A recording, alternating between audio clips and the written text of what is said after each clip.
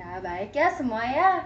Nah, sebelum kita mulai mata pelajaran kali ini, mari kita berdoa dulu sesuai dengan keyakinan kalian masing-masing. Berdoa akan Ibu pimpin langsung.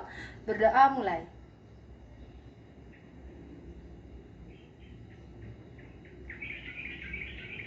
Berdoa selesai. Oke, sebelum kita lanjut ke materi, Ibu mau ngabsen terlebih dahulu.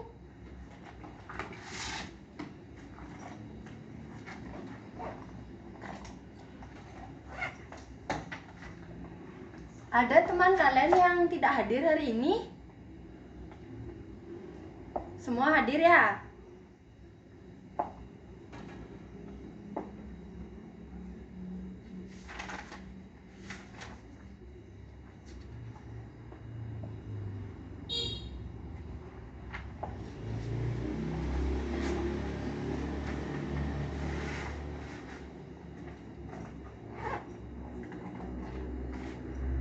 Sekarang Ibu minta kalian untuk mengeluarkan uang jajan kalian hari ini 1 lembar aja.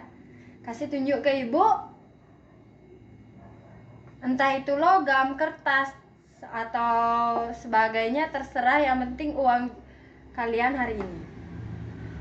Nah, dengan uang yang kalian pegang hari ini, uang tersebut kalian gunakan untuk apa kira-kira?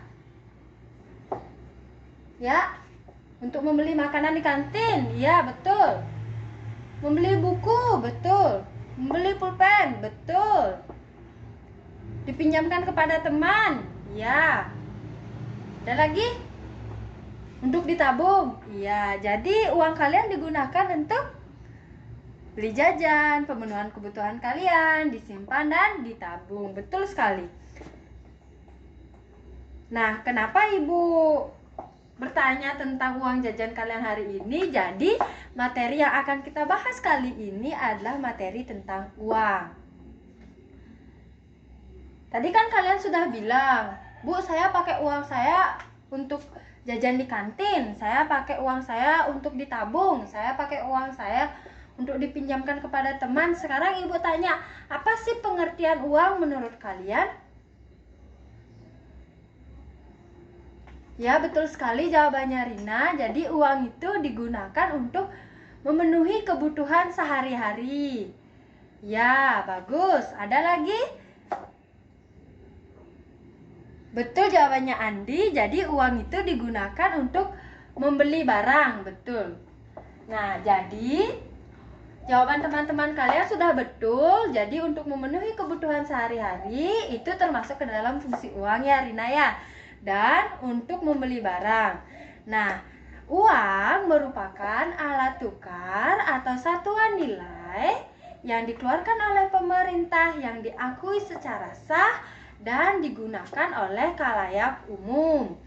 Jadi uang itu sudah diakui oleh masyarakat.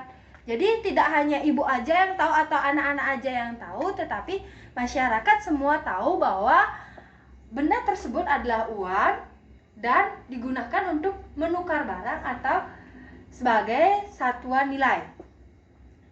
Sekarang dari anak-anak di daerahnya kenal dengan uang bolong atau pis bolong. Kalian sering, mungkin anak-anak yang beragama Hindu sering melihat adanya pis bolong. Sebenarnya pis bolong itu termasuk uang apa tidak sih, Bu? Nah, pis bolong atau uang bolong itu tidak termasuk ke dalam uang yang diakui secara resmi oleh pemerintah atau kita gunakan bersama. Kenapa? Karena pis bolong tersebut digunakan untuk acara agama saja, tak bisa ditukarkan dengan suatu barang atau tidak bisa digunakan sebagai pengukur dari nilai suatu barang. Jadi uang itu harus diterima oleh masyarakat umum, bisa digunakan untuk menukar barang atau bisa digunakan untuk menilai suatu barang. Selanjutnya, Ibu akan membahas tentang fungsi uang. Tadi Rina bilang bahwa untuk memenuhi kebutuhan sehari-hari saya, Bu. Betul, itu betul. Tapi selain sebagai pemenuhan dalam kebutuhan sehari-hari, fungsi uang juga ada dua. Ada yang tahu fungsi uang ada apa aja? Ya Andi, betul sekali jawabannya. Fungsi uang itu ada dua. Yang pertama itu fungsi asli dan fungsi turunan. Jadi fungsi asli uang ini sebagai alat tukar dan satuan nilai. Sedangkan fungsi turunan itu ada sebagai misalnya pengalihan kekayaan atau harta, terus atau pengalihan nilai, pembayaran yang ditunda. Nah, itu tadi fungsi uang. Sekarang Ibu mau tanya ke Gema, kalau fungsi uang sebagai alat tukar itu apa?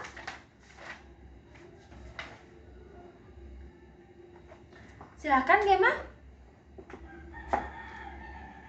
Ya, bagus jawabannya Gema, bahwa Gema bilang bahwa fungsi uang untuk menukar-nukarkan, Bu. Saya misalnya beli jajak, saya tukarkan dengan uang saya. Betul sekali.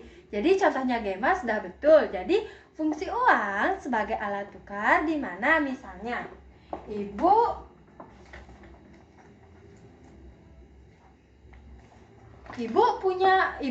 spidol Ibu habis untuk mengajar hari ini. Ibu punya uang 2.000. Nah, Ibu ke toko ATK.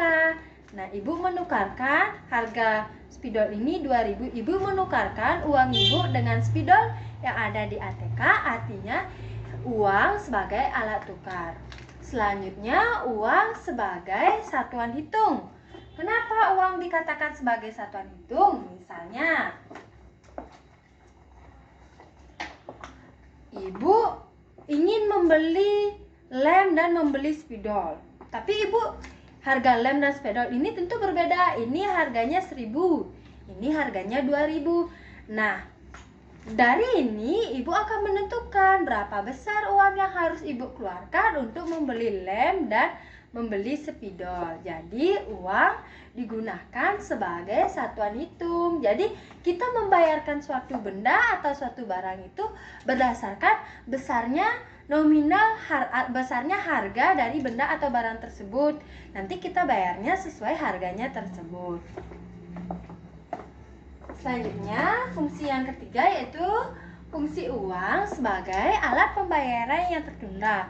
Tadi teman kalian bilang, Bu, saya bawa uang untuk dipinjamkan lagi ke teman saya. Nah, hal tersebut sudah menyatakan bahwa uang merupakan alat pembayaran yang tertunda yang akan menimbulkan adanya hutang. Jadi dengan adanya uang ini tentu akan adanya hutang. Selanjutnya, uang sebagai alat penyimpanan kekayaan. Kenapa? Tadi teman kalian juga ada bilang, Bu, saya bawa uang, pingin saya tabung biar saya banyak punya uang. Nah, dengan kalian menyimpan uang atau membeli emas misalnya, terus kalian simpan, itu termasuk bahwa kalian sudah menyimpan kekayaan kalian.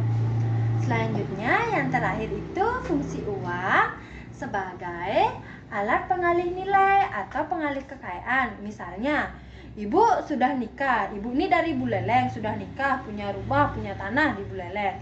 Terus karena Ibu sudah nikah, Ibu harus ikut suami Ibu ke Denpasar. Dan Ibu nggak akan balik lagi ke Buleleng. Tidak mungkin kan Ibu membawa tanah dan bangunan Ibu, maka Ibu akan menguangkan tanah dan bangunan Ibu supaya bisa Ibu bawa. Nah, itulah jika kita sudah menukarkan barang kita dengan uang, hal itu akan mengalihkan nilainya. Berupa tanah akan berubah menjadi sebuah uang. Itu tadi materi kita hari ini.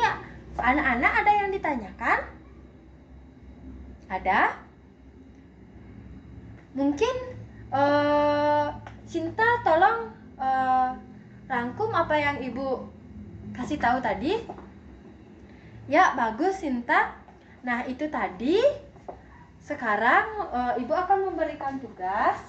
Untuk tugasnya silakan kalian kerjakan di rumah. Nah, untuk pertemuan kali ini Ibu akhiri. Selamat pagi.